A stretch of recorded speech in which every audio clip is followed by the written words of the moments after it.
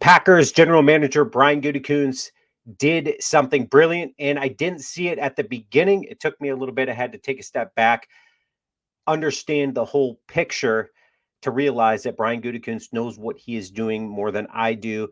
What am I talking about, guys? Before I jump into it, take a second to hit that subscribe button. Okay, so earlier this season, actually, you can even go back up. Okay, and this isn't what I'm going to be talking about, but the foresight he had in Jordan Love to draft Jordan Love when he did, a lot of people question it within the organization, as fan base, everybody in the NFL question whether Brian Gutekunst was just taking this crazy pill or if this dude actually knows what he's doing. We are seeing that he knows what he is doing. Okay, so earlier or midway through this season, Brian Gutekunst made a move with the Buffalo Bills that I questioned in the moment, trading Rasul Douglas and a fifth round draft pick to Buffalo in exchange for a third round draft pick. And I'm like, okay, great. He's moved up in the pay in this year's draft. So great. We know that Brian Gutekunst likes to do that. At time, I was like, okay, Rasul Douglas is one of the better corners in the league. There was a lot of articles coming out at that time just saying how good of a cornerback Rasul Douglas is. He's one of those lockdown corners in the league. He's proved to be that throughout, on and off throughout his career in Green Bay, that this guy, you can rely on him. He is going to make those stops. But taking a step back, I'm like, okay, what did we gain from that? I'm super excited to see what comes of that pick. Okay, so trading that fifth round pick and Rasul Douglas for a third round pick was brilliant in and of itself. Okay, so not just that, we start talking about, okay, what was Rasul Douglas carrying on the books when we start talking about how cap poor the Green Bay Packers are? He was going to be owed about roughly around 11.6 million in his of a salary cap hit for the Packers in 2024. Now that belongs to the Buffalo Bills, and now the Buffalo Bills are, sitting with this cornerback in Rasul Douglas that they owe, a lot of money to, and asking themselves, oh my gosh, like, what do we do with this guy? I mean, he's not quite worth a franchise tag, but he is going to be worth a whole lot of money. So then it leaves a lot of, question to the Buffalo Bills organization of what do we pay this guy?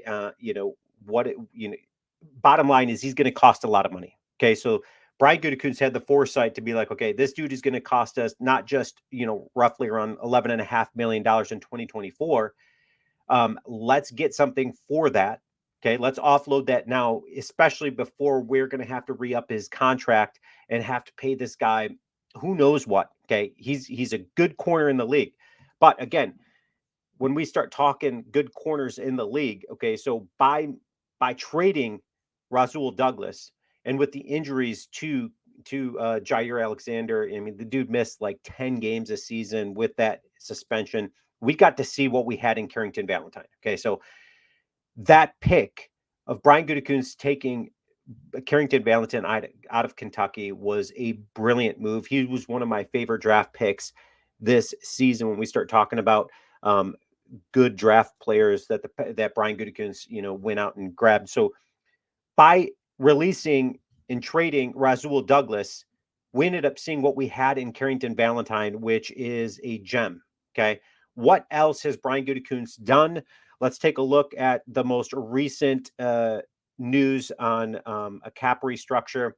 Preston Smith was due a total of $12.4 million in 2024, including a $5.7 million base salary and a $5.4 million roster bonus. A source told Smith's base salary is going to be about $2 million, just $2.4 million. If you take a look at it, the actual figure is $2.4 million that the Packers are going to save. That 2.4 will give the Packers additional salary cap relief. To make up for it, Smith can do additional money. Can make additional money through sack incentives. Man, I love that. I don't understand why, why more teams, why our team doesn't add more incentives just like that. Okay, so more times than not nowadays, players are getting guaranteed money, and you got guys like David Bakhtiari who just gets littered with injuries. It doesn't even play, and he's making so much money, right? He's going to be making $20 million with us cutting him. Okay. So I love the fact that they gave him some sack incentives. According to a source, with a 10 sack season, he'll recoup most of that lost money. Love it. Brilliant. With 12 sacks, he'll make a bit more than the previously scheduled. Okay. With 14 sacks, he collect a $4 million bonus. Man, if I were a player, I would be like, okay, I'm going to bust some butt this season and get those sacks.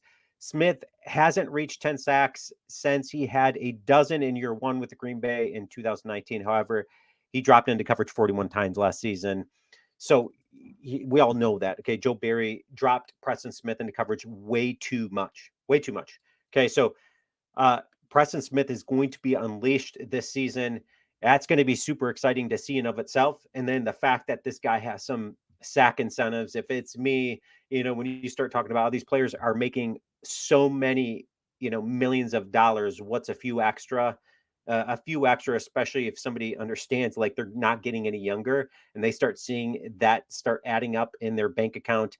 Believe me, that is some incentive for these players. Preston Smith is just so valuable to this team. Um, let's take a look at a quote that defensive line coach Jason had to say about Preston Smith. He said, Preston Smith is arguably one of the best players I've seen, I've ever been around from a leadership standpoint. And the production he's had for us this year has been substantial. Okay, we're talking about a guy who has missed one game in 9 seasons. Preston Smith is a leader out there. I love the fact that he was willing to step up and say, "Hey, listen, I'll take a little bit of a pay cut per se. I mean, it ends up evening itself out, but he's going to make up for it in some sack incentives because he's got some confidence that he is ready for that challenge. He's got some confidence in his abilities. Again, and you see what defensive line coach Jason had to say about Preston Smith, just saying that, hey, dude, this is one of the better players that I've coached, especially from a leadership standpoint. And the Packers are not lacking that leadership. Here's the thing: the Packers are the youngest team in the league, and they've got so many leaders on this team, starting with Jordan Love. Okay. Jordan Love is one of those leaders out there. Rashawn Gary, another one of those leaders. And mind you, when we start talking about Rashawn Gary and Preston Smith, those are two guys that have a ton of money, a ton of money. And more times than not, some of these players, when they get the money, kind of like a Jair Alexander, they kind of take their foot off the gas a bit. And I think Jair Alexander this last season had a little bit of a rude awakening of like, okay, there's some other dudes in this league, especially like a Carrington Valentine, that can step into my role and fill the shoes super nice. So I'm really hoping Jair has a real nice bounce back season, especially under Jeff Halfley. I don't know about you guys, but I am super excited about what the Packers are going to be doing on defense. Equally as excited as I was last season for the Packers offense. I am that excited about what the Packers are going to be doing on defense. Leave your comments. Let me know what you think. I think Brian Gutekunst is becoming a brilliant GM in this league, and it's little moves like cutting Rasul Douglas, or trading him, not cutting him, trading him, and a fifth round pick to move up in this year's draft. I think that's brilliant. I think Brian Gutekunst is showing himself to be brilliant. Leave your comments. Let me know what you think. Go Pack Go.